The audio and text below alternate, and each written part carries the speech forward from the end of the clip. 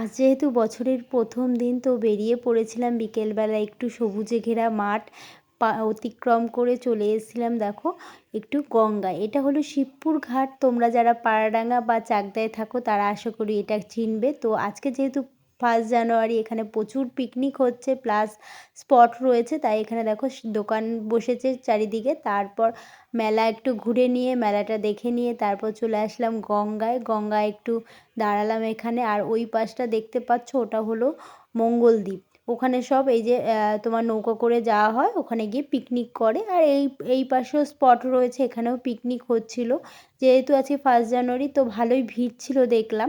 তারপর একটু গঙ্গা ঘুরে নিয়ে, যেহেতু ঠান্ডা প্রচণ্ড, তাই আসার পথে দেখো এখানে সিঙ্গারা ভাজছিল দেখলাম। গরম গরম সিঙ্গারা নিয়ে বাড়ি চলে আসলাম। আর সিঙ্গারার সাথে দেখো চা করে নিয়ে সন্ধ্যের টিফিনটা এটাই করলাম। তোমরা সন্ধ্যেটা কেমন করে কাটালে অবশ্যই আমাকে কমেন্ট করে জানাতে ভুলো না। চলো এখন রাখছি, টাটা।